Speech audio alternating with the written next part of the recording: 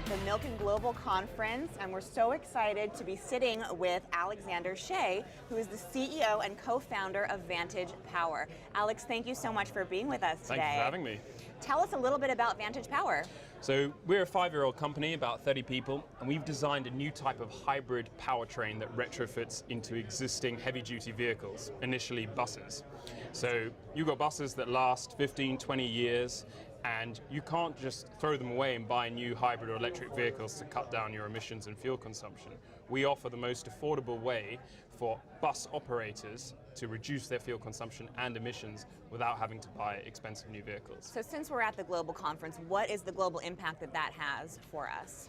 So there are 7 million buses around the world, and that literally transports billions of people a day. So the global nature of this problem, buses using a large amount of fuel, contributing to a large amount of emissions, is a global problem. We're starting out in the UK, but our ambition is to take the technology global. And when you started with this technology, you were telling me that you did a crazy trip from the top up. Tell us where you were. Yeah, so prior to starting the business, it was a not-for-profit project. We raised about $1 million from corporate sponsors to design and build the world's longest range, and I would still say sexiest looking electric car. You should see this thing. And we drove it from the top of Alaska down to the bottom of Argentina to try and prove that this electric vehicle technology was cool and part of the future. And successfully. Successfully, And so yeah. the car is still functional? Ish. We polished it up and it sits next to our bus in our workshop. It's more display facility. now. It's more display. We've Got taken it. out the batteries. We put the batteries back in, it will drive great again. So what is your favorite electric car currently on the market? Obviously the Tesla Model S. Well, that's hard to beat. Is there really an alternative? No, there really isn't. Although the bigger one, my husband says it looks like he put a straw in it and just blew up the back of it, which I think looks so funny. Yes. Yeah. Well, I mean, what's incredible about that is it's just an entirely new design with the gull-wing doors, and it really is beautiful. What is the biggest challenge with building an electric car at this point?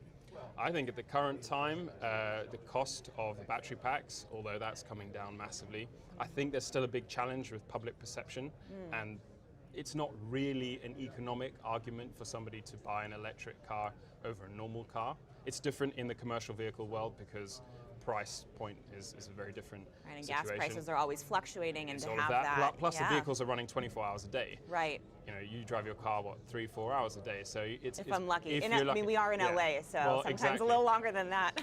Sure, but in other parts of the world, you know, the car's sitting on the driveway for 90% of the time, so it's very difficult to justify that up cost. At the moment, it's more emotional. People are doing it because they want to contribute to improving the environment, and also, driving an electric car is better. It's more fun. It's more exciting to drive than a normal car. Tell us more about that. Why do you think it's more fun?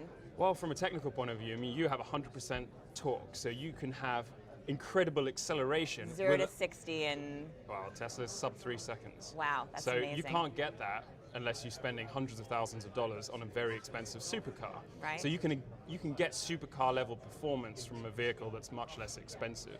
Plus, it doesn't sound like nothing when you're driving. There's a different sound to it, and it's kind of futuristic, and it's really exciting. I agree with that. I mean, my husband drives a Prius, which from a design perspective, I don't think is the hottest. But but I think you're right about the public perception that those cars aren't quite as sexy and they can't go as fast. That was my perception. I didn't realize the Tesla was so fast. Yeah, it's incredibly fast, and all credit to Tesla and Elon Musk. What they've done is they've made electric cars sexy and given it mass appeal. Absolutely. And you have to do that to enthuse people and get them to buy into the whole concept. Yeah. But as I said, that's very different from the heavy-duty vehicle, commercial vehicle world, which is where we operate. And that's where your application is, Yeah. of course. So what are you hoping to get out of the conference today, or this week, rather? Gosh, my mind's open to anything. Just looking at some of the topics that are being discussed and some of the people here, you cannot help but be inspired. For once, I came for inspiration. You never know the kind of network that you build up and the people that you meet.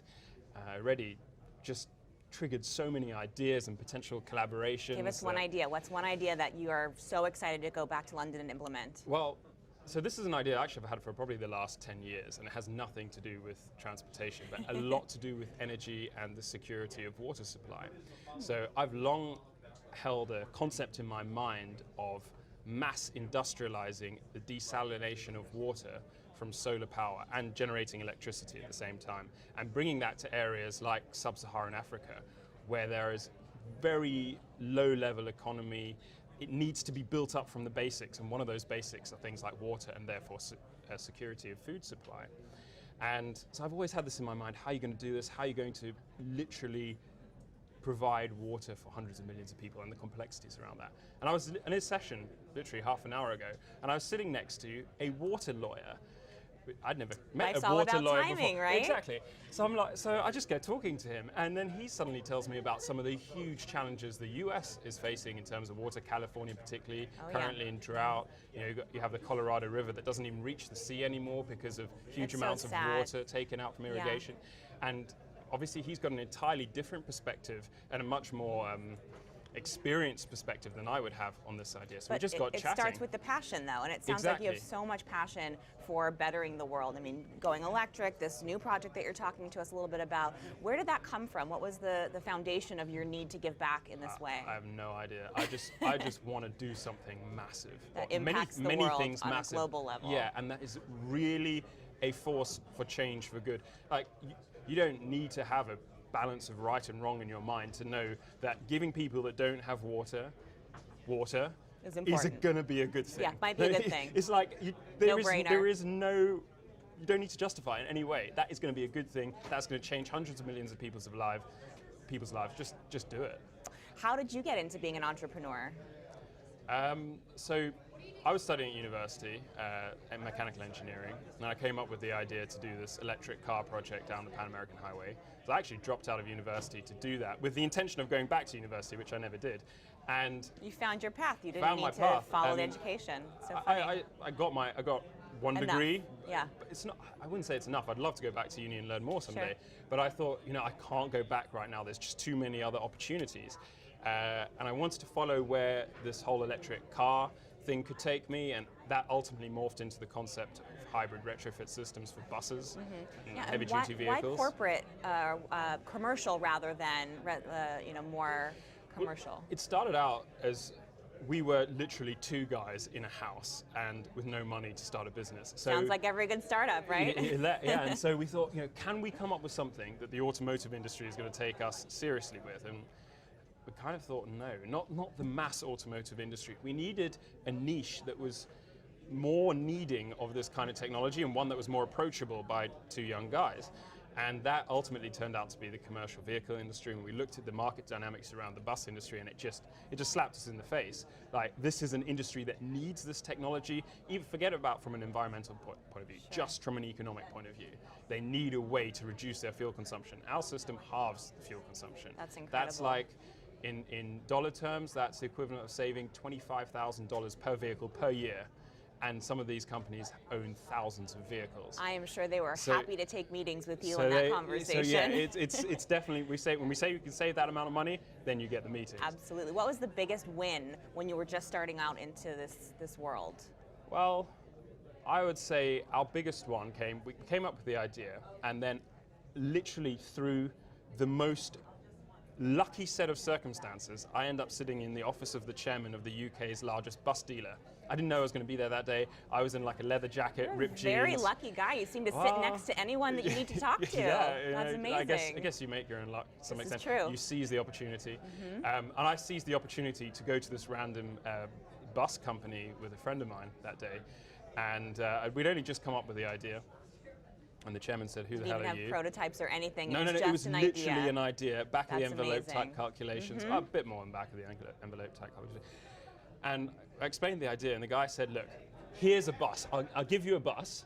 Now go out there, get the money you need to start the business and get it going." Wow, so he saw your vision. He saw the vision. And He's like, just said, go. This could be it. So he gave us a bus. We were in a house. We had no way to even park the bus. And we said, okay, fine. We spent the next year raising our first bit of capital, moved into some proper offices, moved the bus in there, started doing all our prototyping, went through the prototyping, built up the team.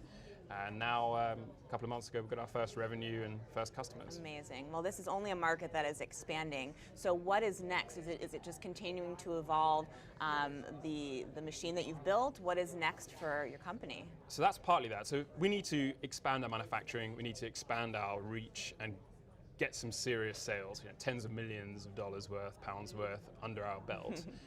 There's a lot of product pipeline that I'm very excited about that we'll be working on too. I'd like to bring new technologies. I'd like to partner with people like Google or Tesla to bring their autonomous vehicle technologies into the commercial vehicle space, particularly the bus space, as that's where we've kind of found our expertise and niche. I want to build up this company so it's global. Well, I'm sure you're going to be able to meet quite a few people here that can help you I'm in sure that I will, mission. yeah, I certainly hope so. So a lot of the people that are watching us today are entrepreneurs. They're trying to get into a new market. They're trying to find their passion. If you had 3 tips for a entrepreneur, what would those be in terms of how you started or best practices? So the first thing I would say is I think looking for an idea is great, but definitely don't settle for the first one. You have to ultimately settle on something that you will happily work through the night on, day in, day out. And even when it throws really big curveballs at you, it's still enough to keep you on track, that passion for it. And then the second thing I would say is find somebody that shares that with you, because I don't think you want to start a business on your own. I mean, many people have. Many people would argue that partnership is more challenging, but for you it's been more successful. I think it is in some ways challenging, but the first thing you have to realize is you can't do everything yourself. Absolutely. And you need to find somebody with a complementary set of skills, because when it's really tough and probably the most exciting at times at the beginning, you're juggling so many things and you don't necessarily have enough hands or the right kind of hands to catch everything. Never enough. You don't. And even if you do have enough, it's not necessarily the right style or the right fit. And somebody with a complementary personality could massively improve your success rate. They say putting the right seats and the right butts on the bus. Exactly. Right? Actually, perfectly There on you the go. bus for yeah. you. There's plenty of bus analogies. And the last one? Don't compromise on the quality of the investors. So I would choose the right investor over the right amount of money any day. And what does the right investor mean? Smart money. So somebody that cares about what you do. I like to think of it this way. Would you choose to spend your free time and go out for a beer with that man or woman? I've heard that actually before. That's a good Do you want to socialize with that person? Because you're going to be spending a lot of time with them. You're going to have disagreements and you're going to have to be able to work it out. Totally agree. Can't do that with somebody you really don't like. Totally right. So Alex, thank you choose so that person. much. I've been here with Alex Schey, the CEO and co-founder of Vantage Power. Thank you so much. Thank you as and well. check out more from businessrockstars.com. Thanks a lot.